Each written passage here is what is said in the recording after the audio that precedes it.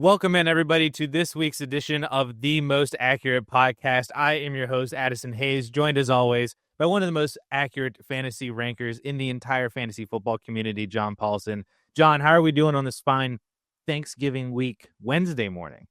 That's an exciting week. Last night, my son dropped 29 points in a 3-point victory. I know everybody's on, tuning in to hear about Max Paulson's basketball career, but had a nice win last night. It's very exciting. And we've got Packers-Lions tomorrow. So that's, some good football. Chiefs, maybe I'm rooting for the Chiefs against the Cowboys. It's going to be a fun day of football.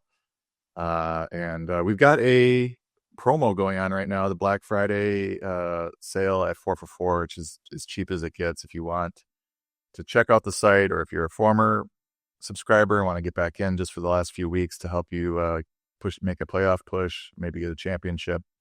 The light subscription is $2.44. The most popular pro subscription is just $4.44 rest of the season. DFS $6.44. And then we've got the picks at $174 per year. So it's rest of the season on that. And then picks plus Sharp Stack, which is our new tool. It's really pretty incredible, identifying EV bets across multiple books. It also will help you with your pick'em picks at Prize Picks and Underdog and whatever, Sleeper. Identify those that are likely to hit. And there's even market-based projections, which I love to look at as well as I'm doing my projections and tweaking my rankings. That is $3.99 on half price right now. So check it out. If you are on the fence, this is a great time to get on the Black Friday sale.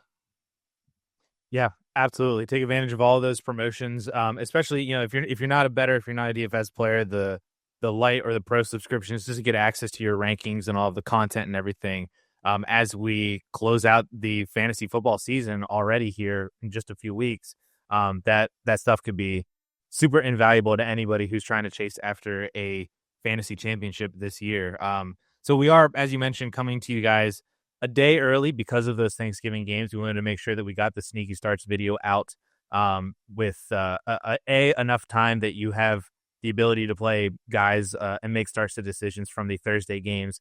And we have a Black Friday game as well with the Bears and Eagles. So we do have a couple players in here from those Thursday games, but we'll try to maybe shout out a couple honorable mentions for anybody in case you are listening or watching this on Friday or Saturday and you missed out on the Thursday start sits and stuff. But this is week 13 Sneaky Starts. We have 2 players from every single position for a total of 8 that we believe are very good plays for this week.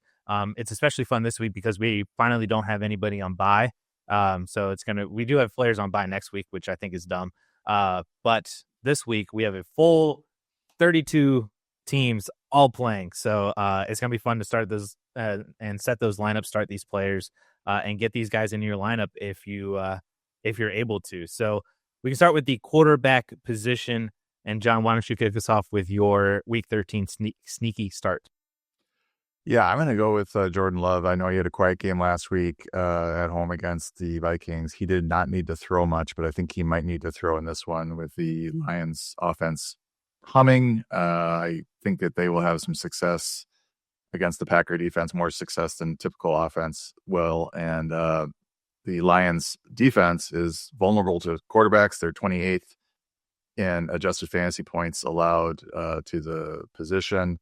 So I think game script in this one probably, lends itself to a better game and, needing more out of Jordan Love in this one.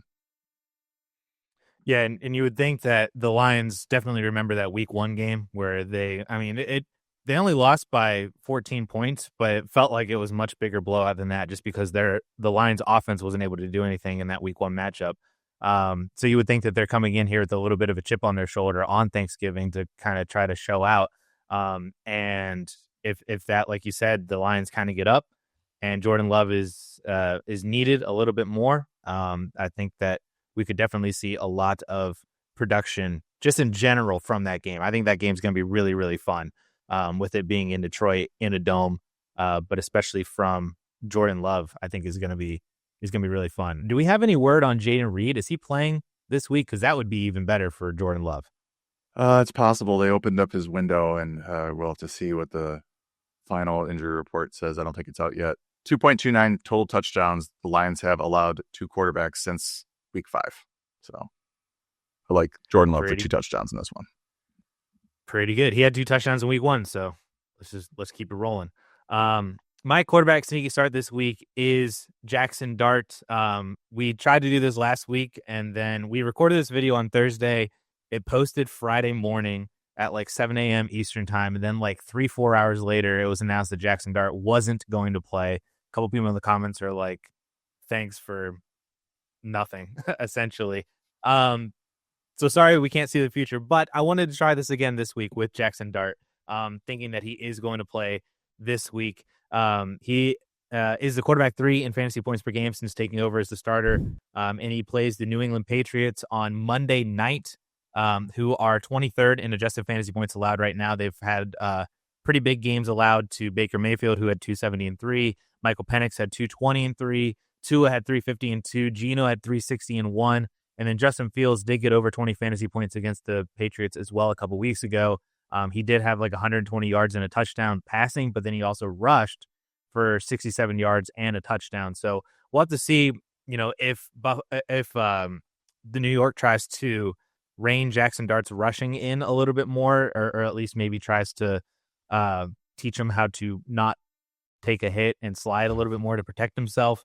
I think Jaxson Dart is just going to do whatever he wants to do. Honestly, he's a competitor. He's going to go out there and try to win the game by whatever means necessary. So if he needs to run, he's going to run. And I think especially that if he's going to need to throw to keep up with the Patriots offense, with how bad the Patriots defense is through the air, I think that, he can also get it done in both facets of the game. So we're trying to get it again this week, John, with Jaxson Dart as my sneaky start. Yeah, I just did a search to see what the status was. We were still waiting on his involvement today, but Art Stapleton wrote yesterday, we'll be back on Jaxson Dart Watch tomorrow to see if he remains a limited participant in a non-contact practice for the 4th straight session, or if he progresses to the final stage of protocol. That'll be simulated contact for the quarterback from the training staff. Only then will there be a neurological visit. So right now I'm assuming he's in. This is a Monday night game, right? This is a tougher call to sit on him, but if you can pick up Winston, that would make some sense as a backup option. Pivot if you have to. The other player I wanted to mention was CJ Stroud. He might be somebody that's available on waiver wires, missing a few games with a concussion. It looks like he may return as well. Indianapolis is 18th in just fantasy points allowed to the position, and he's coming in really high in the market-based projections for this game. So like a top 12 type play. So that's just somebody that might be available in the waiver wire to pick up and play. I actually had CJ Stroud as my initial quarterback for my sneaky start, but then I got a little concerned about it because I keep forgetting that they have Sauce Gardner now, the Colts do. So I'm just like, I don't know, Stroud on the road. But I think Davis Mills, even if CJ Stroud doesn't progress and is out again this week, Davis Mills maybe could come in and be a guy that if you really needed to throw somebody out there, you could do that with Mills as well. But I like Jaxson Dart, and if you have Jameis Winston, Jameis would be a fantastic start again if Dart is not able to go. So let's move on to the tight end position. John, man, I was tempted to take the teammate of this guy just with how bad they're so bad. So why don't you hit us with your tight end sneaky start for this week? Yeah, Mark Andrews. So obviously you're thinking of Isaiah Likely, who could also have a serviceable game.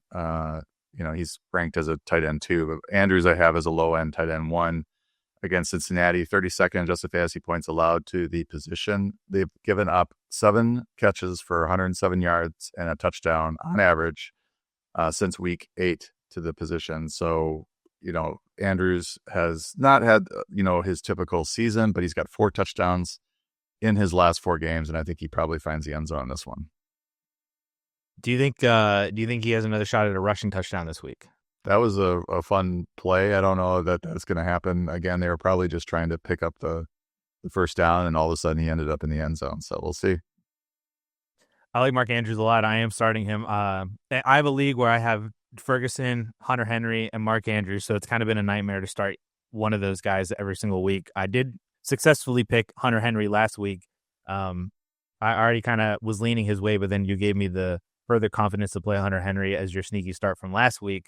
Demolished, did fantastic. So I've been leaning towards Mark Andrews this week, and then when I saw you put him in the dock, it once again gave me the confidence to I have Andrews in my starting lineup for that league, because that is the Thursday night game. So make sure you've got Andrews in there if you have him before Thursday night. My tight end sneaky start this week is Juwan Johnson. He's actually been a very solid streaming tight end for the majority of the season. He had a few games there in the middle of the year where he was kind of playing through injury, I think. But over the past 5 games, he's either scored a touchdown or has caught 5 passes. He's the tight end 7 in fantasy points per game since week 7, which is only half a point per game behind Orande Gazdin. That's in PPR leagues. And he gets the Miami Dolphins, who are 31st in adjusted fantasy points allowed. It's not like they've been necessarily crushed by a lot of tight ends. They give up touchdowns and they do give up decent yardage, like 4 for 42 to Zach Ertz before the bye. They give up 3 for 60 to Isaiah Likely, and then 3 touchdowns to Mark Andrews and then Charlie Collier in the Ravens game. A few other touchdowns, few other like 60-yard games. So if we get one of those, kind of it all comes together for Juwan Johnson like it has over the past few weeks as essentially the number 2 option for the Saints, especially with Alvin Kamara not likely to play either. You would think that Juwan Johnson in kind of a more pass-heavy game script can get it done this week as a sneaky start. Yeah, I like it. I wrote him up as well. He's averaged 4.6 catches for 60 yards, 0.4 touchdowns since week 7. The Dolphins have given up 6.4 catches for 70 yards and 0.8 touchdowns in the same span. Miami is 31st in adjusted fantasy points allowed to the position. And I'm just noticing in the consensus rankings that Juwan is at tight end 16. I think that's way too low. I would definitely find a way. I think it also is just a combination of everybody's playing this week, so we don't have to worry about bye weeks and stuff, where maybe in a normal bye week he would be more as a tight end 1 because a few of those top tight ends might be on bye. But I do agree, tight end 16, it doesn't necessarily scream that you should be playing this guy, but I think he's a very sneaky start if you don't really have a top option at the tight end position. So we'll move on to the running backs then. You stole my guy because you got in here first, so why don't you hit us with your running back sneaky start for week 13? Yeah, you said I could have first dibs this week since I don't even have the article quite up yet. RJ Harvey against Washington. They're 27th in adjusted fantasy points allowed to the position. He saw 14 touches last week in a tough matchup against the Chiefs, and Jaleel McLaughlin stole some touches as well. But I think we'll see a good dose of Harvey. Another 14 touches should be in the game plan against the Commanders. They've given up 171 total yards, 5.26 yards per carry, and 1.5 touchdowns to opposing running backs since week 8. So this is just a great matchup. And Harvey, we did see him score some touchdowns in recent weeks, even though I don't think he got the end zone last week, but there's a good chance he's going to find the end zone this week. His game against the Chiefs reminded me a lot of Amarian Hampton's game in week 1, where Hampton had a lot of volume, didn't have a lot of the production. And then once he finally kind of got going, that's when we really saw the Omarion Hampton type of player and prospect that we expected from him as a first round pick.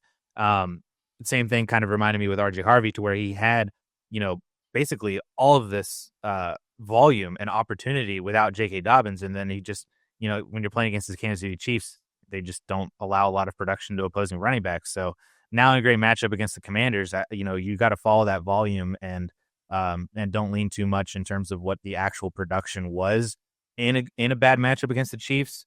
So follow the volume and go with RJ Harvey again this week. I think is going to be a very good game for a very dynamic player. My running back sneaky start this week is Kimani Vidal, who gets the Las Vegas Raiders, who are 26th in adjusted fantasy points allowed. Kimani Vidal, trying to figure out when to start him has been kind of weird. He's actually kind of ping-ponged since taking over as the starter for Amarian Hampton. He had 18 for 124, then 9 for 20, then 23 for 117 and 1, then 12 for 30, then 25 for 95 and 1, and then 5 for 13 in week 11 before their bye week this past week. So I think that Kimani Vidal, if you just follow the ping pong pattern, assuming the bye week doesn't inhibit that, you would think that this is a boom game. But he's also generally done very well against weaker run defenses. That 18 for 124 was against Miami Dolphins, 23 for 117 and 1 was against the Vikings, 25 for 95 and 1 was against the Steelers. He didn't do well against the Titans defense, but the Colts defense, the Jaguars defenses, those are defenses that are much more difficult to run on. So it's much more explainable as to why he did not have good games against them. But now, against the Vegas Raiders, they haven't allowed a 100-yard rush game to opposing running backs this year, but they've had a few bigger games of like 84 yards to Travis Etienne, 93 to Devontae just a couple weeks ago. They give up 2 touchdowns to Quinshon Judkins last week. So the Raiders are a very exploitable defense for sure, and especially if the Chargers are able to kind of get up and maintain a lead against the Raiders, you would think that would lead to a more run-heavy game script for Kimani Vidal as well, especially at the end of the game. I like it. The only one hiccup here is that Omarion Hampton could be back this week, although I think the feeling, I have him in the rankings right now at RB21 because I know I was just going to get a bunch of questions as to where would you put Hampton if he's available to play. So I'm just going ahead and putting him in there and then having to adjust by tomorrow morning probably to see if, make a call whether or not people should count on him with the Thursday games happening. But Vegas has given up an average 137 total yards and a touchdown to opposing backs since week 9. So I think if we find out that Hampton's going to sit, I'm just going to basically put Vidal in where Hampton is. Might be RB29. It might be a little bit higher at RB19 because one of the reasons I have Hampton at 21 is that Vidal is available and will, maybe eat into some of his touches in his first game back if he does play. But right now it's looking kind of like 50-50 to me whether or not Hampton suits up. I would kind of be surprised if Omarion Hampton actually plays. I mean, they just opened the practice window for him like yesterday, or 2 days ago. So I'd be very surprised. I even saw Jeff Mueller commented on a video that was out of Chargers practice, and he noted the size difference in Hampton's legs and ankles. Yeah, between the two, the injured one and the healthy one. So I would be very surprised still if Hampton plays in his first week from the practice window being open for him. We've seen multiple players this year where the practice window gets opened, but they don't play that week. So it's just more of a ramp up period, and we might see him in week 14 or week 15. And if we find out that Hampton's not going to play, I think Kimani Vidal is a very good play this week. So let's move on to the final position, the wide receiver position. And Johnny, you can kick us off here with your wide receiver sneaky start. This is another Thursday game, right? Baltimore and the Bengals. Andrei Iosivas, I'm saying that correctly. I don't say that name a lot since he's the third receiver behind Jamar Chase and T. Higgins. But last week with Jamar Chase out, Iosivas had 61 yards on 4 catches and 7 targets. And then, T. Higgins was knocked out of the game with a concussion. He's probably going to miss this week if he hasn't already been ruled out. So Chase is back, but Iosivas should see a pretty big role against the Ravens, who are 24th in just fantasy points allowed to the position. The Ravens defense is playing better than they did. They were really bad early in the year. They've gotten healthier, but we got Joe Burrow back. This is probably going to be a game that the Ravens lead, and we get into some negative game script. I think Iosivas could have a nice one. Yeah, I was debating, honestly, like I saw you put Iosivas in here. I had debated this whole entire week of putting Gesicki in for my tight end, but the Ravens are really, really good against the tight end position. But we saw last year that Gesicki was able to do really well in games without T. Higgins. It was like one of the most predictable things from the 2024 fantasy season was like play Mike Gesicki when T. Higgins misses. But with how good Baltimore's defense is against tight ends, you would wonder if maybe some of that extra those extra targets that would have went to Mike Gesicki maybe get plugged over to Andrei Iosivas as more of the wide receiver 2 behind Jamar Chase, especially with all the defensive attention that Chase is going to need, more so than T. Higgins was getting with Chase out last week. So I like the call on Yoshi for sure. I think that he could definitely have a pretty solid game against Baltimore, again, on Thursday night. So if you are going to play him, you got to get him in there before then on Thanksgiving Day. My wide receiver this week is I'm going back to it. I swung and missed on this 2 weeks ago because he had like his worst game probably of his entire career with -3 receiving yards in the game that I said he was a sneaky start. But I'm going back to it. It's Khalil Shakir, wide receiver for the Buffalo Bills, who gets the Pittsburgh Steelers, which I believe is the Sunday night game. The Steelers are 31st in adjusted fantasy points allowed to the wide receiver position. And as a Steelers fan myself, every single week when I watch them, all I see them do is just give up points over the middle to like slot wide receivers and tight ends. It's literally all the Steelers ever allow.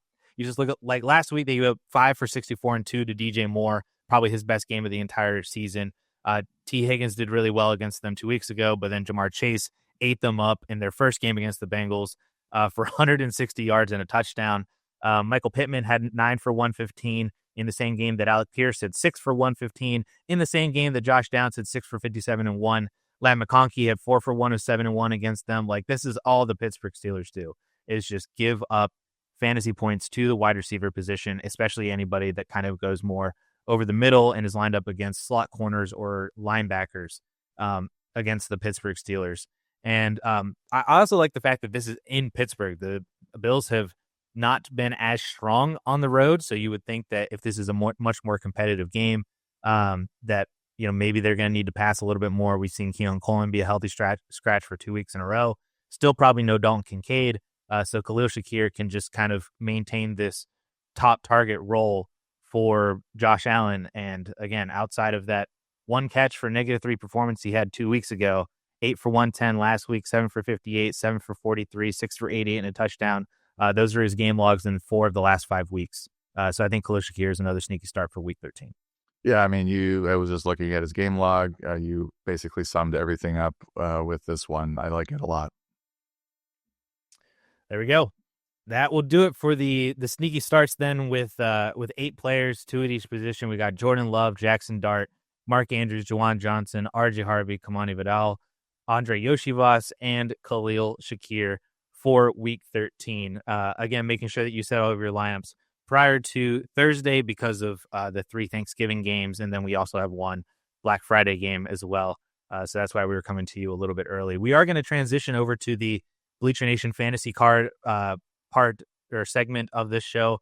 Bleacher Nation, if you're unaware, is a pick'em style game, much like Prize Picks or Underdog, where you just scroll through an entire slate of NFL or NBA or any other sports, and you just hit more or less, build out your card, get a payout multiplier based on how many legs you have in your card.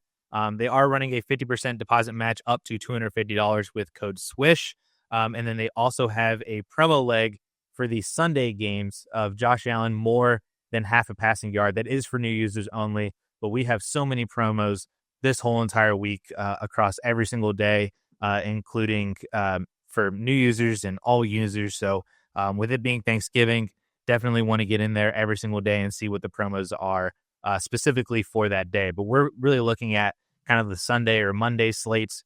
So that's where the promo leg of Josh Allen more than half a passing yard is coming from for that Sunday night game. So, John, do you want to hit us with your leg for this week? Yeah, I hit with Walker last week on a rushing prop, so let's go with another one.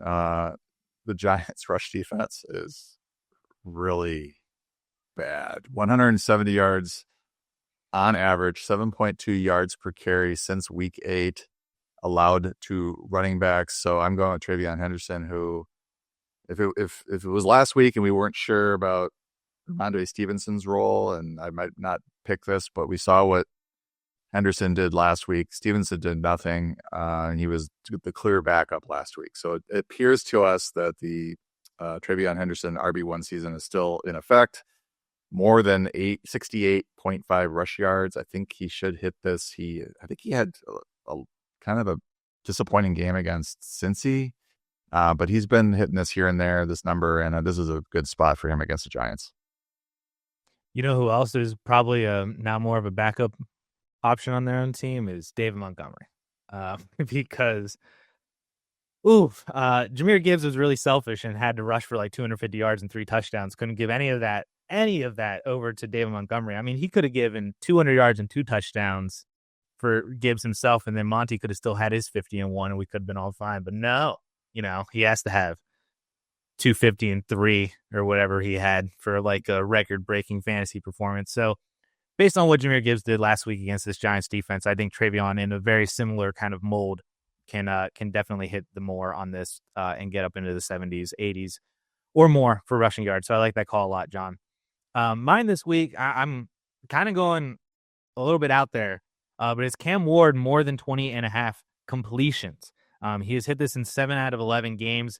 It's a very nice combination of volume. Cam Ward's pretty accurate, but he also has more or less kind of like short passes because he doesn't really have any playmakers or guys that can take the top off of defenses. So he has to throw a lot more underneath in the short to intermediate range. The Jaguars are really bad against the pass. They've allowed 8 out of 11 quarterbacks to hit 21 or more completions in games against them. I don't mind his passing yards either. It's at 199.5. The Jaguars have given up a ton of 200-yard games. Cam Ward has had a ton of 200-yard games as well this year that I think a lot of people don't necessarily realize. But to me, the completions feel a little bit safer just because, again, the lack of playmakers. We might see more passes to the tight ends in Chigakonkwo and Gunnar Helm, the running backs and Tony Pollard and Tyjae Spears. We'll see if we get Alec back this week, but DK is also very dynamic when he gets the ball in open space. So again, it's out there. It's weird, but Cam Ward more than 20 and a half completions for me this week. Yeah, I try not to invest a lot of money into Cam Ward props, but I like this one. I was looking at it as you were describing it, and this is the reason I like it a lot now that you've kind of broken it down is that the Jaguars are a pass funnel in a big way. They have allowed the fewest rushing yards this season. They've allowed the fewest rushing attempts this season, and that has led to the 5th most pass attempts and the 5th most pass completions, which is what this prop is. They've given up an average of 23.8 completions per game. So you've got like a 3 completion cushion here for Ward. So I think it's a nice combination of Ward's ADOT and the way that the Jaguars defense is like set up right now. This is a good one. I also do want to end with saying that I just got a Bleacher Nation alert saying that Jaxson Dart was a full participant in practice today. So All right. It sounds like he's going to be progressing through that concussion protocol and be active for that Monday night game against the Patriots. So, but that's at least going to wrap things up for this week for week 13 with the Bleacher Nation fantasy card of the Josh Allen promo leg. Travion Henderson more than 68.5 rushing and Cam Ward more than 20.5 completions on top of all the sneaky starts that we have for this holiday weekend. I want to remind everybody about all the Black Friday deals that we are running on 4for4 for all of the tiers, but especially the light and the pros to get access to John's rankings for the remainder of the year, plus all of the content from the amazing content team on 4for4. And then also, heavily discounted tiers for the DFS or the betting subscription tiers if you are into those as well. Now is absolutely a time to sign up for any subscriptions on the 4for4 website. And with that, guys, I just hope that everybody has a phenomenal Thanksgiving weekend and eat a lot of food, watch a lot of football, enjoy all the time with family and stuff. We're very thankful for everybody watching and listening to this show every single week. So good luck to everybody this week in week 13. We'll be back next week for week 14 sneaky starts on the Most Accurate Podcast. See ya.